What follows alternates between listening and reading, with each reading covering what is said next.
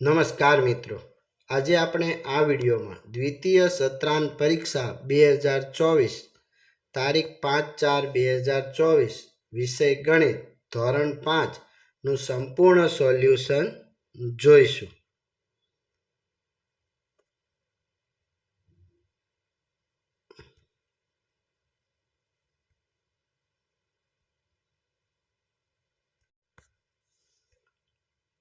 પ્રશ્ન પહેલો છે, નીચે આપેલ વર્ગખંડના નકશાનો અભ્યાસ કરી પ્રશ્નના જવાબ આપો. તો પહેલું, નકશામાં દક્ષિણ દિશામાં કઈ વસ્તુ છે? તો દક્ષિણ દિશા આ થશે, એમાં કબાટ, બ્લેકબોર્ડ અને ફેનલ બોર્ડ છે. બીજું, બારીથી નજીક આવેલી પાટલી, તો આ બારી છે એનાથી નજીક પાટલી A, D અને G આવેલી છે. ત્રીજો પ્રશ્ન જોઈએ કે બારણા 1થી પ્રવેશ કરતા જમણી બાજુ આવતી વસ્તુ ક્રમમાં લખો. તો ફ્રેનલ બોર્ડ, પ્રોજેક્ટ સ્ક્રીન અને સ્વિચ બોર્ડ આવે છે. ચોથું, પ્રોજેક્ટ સ્ક્રીન મુખ્ય ટેબલથી કઈ દિશામાં છે? તો ઉત્તર દિશામાં. પાંચમું, જો તમે પાટલી B પર ઉત્તર દિશા તરફ મોં રાખીને બેઠા છો તો તમારી જમણી બાજુ કઈ કઈ વસ્તુ છે? તો પાટલી C. પ્રશ્ન 2, જોડકું જોડો. તો ત્રિપરિમાણીય આકાર છે એને દ્વિપરિમાણીય રેખાકૃતિ સાથે જોડવાના છે. તો પહેલામાં D, બીજામાં C, ત્રીજામાં B અને ચોથામાં A જવાબ આવશે. ત્રીજો પ્રશ્ન, નીચેની ખાલી જગ્યા પૂરો. 3/10 ને દશાંશ અપૂર્ણાંકમાં તો 0.3 રીતે લખાય. બીજું, 37/100 ને દશાંશ અપૂર્ણાંકમાં 0.37 લખાય. ત્રીજું, 0.7 ને સાદા અપૂર્ણાંકમાં તો 7/10 લખાય. ચોથું, 42/10 ને દશાંશ અપૂર્ણાંકમાં 4.2 રીતે લખાય. 5, 0.83 ને દશાંશ અપૂર્ણાંકમાં 83/100 લખાય. પ્રશ્ન ચોથો, રાશિઓ અને નાના એકમ વચ્ચેનો સંબંધ પ્રશ્નના જવાબને આધારે. પહેલું, 9.45 મીટર એટલે 9 મીટર અને 45 સેમી. બીજું, 78 પૈસા એટલે 0.78 રૂપિયા. ત્રીજું, 50 મીમી એટલે 5 સેન્ટીમીટર થાય. પાંચમો પ્રશ્ન, નીચેના દાખલા ગણો. એમાં પહેલો દાખલો છે તો એનો જવાબ આપણે જોઈએ કે લંબાઈ 20 મીટર છે, પહોળાઈ 9 મીટર છે અને ફરતી વાડ કરવાની છે. તો એની લંબાઈ તો 20 + 9 20 + 9 એટલે 58 થશે. એટલે 58 મીટર તાર જોશે. બીજો પ્રશ્ન હતો, એક લંબચોરસ પ્લોટની લંબાઈ 25 મીટર અને પહોળાઈ 20 મીટર, તો તેનું ક્ષેત્રફળ શોધો. તો ક્ષેત્રફળનો દાખલો છે તો એ જોઈએ કે લંબાઈ 25 મીટર છે, પહોળાઈ 20 મીટર છે. તો પ્લોટનું ક્ષેત્રફળ લંબાઈ ગુણ્યા પહોળાઈ 25 × 20 એટલે 500 ચોરસ મીટર થશે.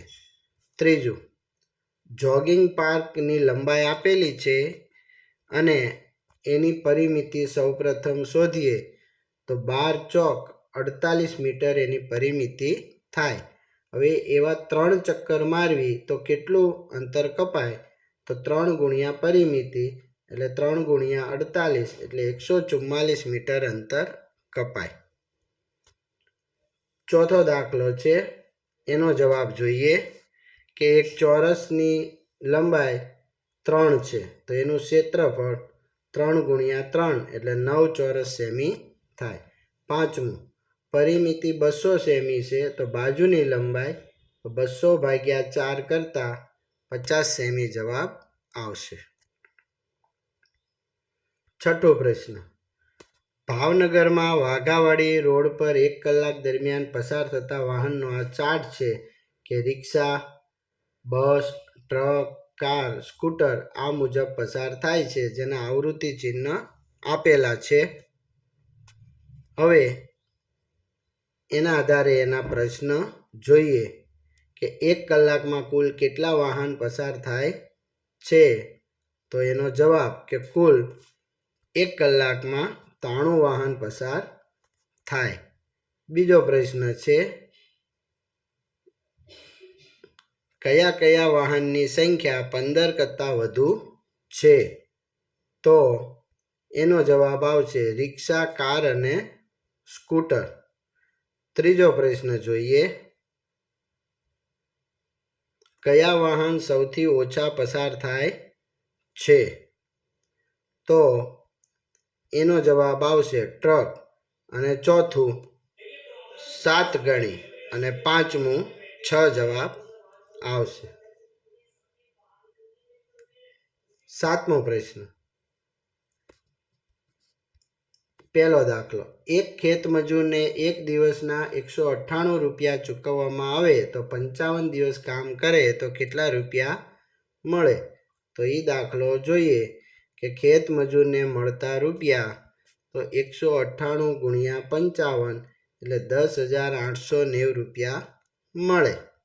હવે બીજો દાખલો છે એનો જવાબ કે 1 લીટરના 50 રૂપિયા હોય તો 230 લીટર હોય તો કુલ કમાણી કેટલી થાય.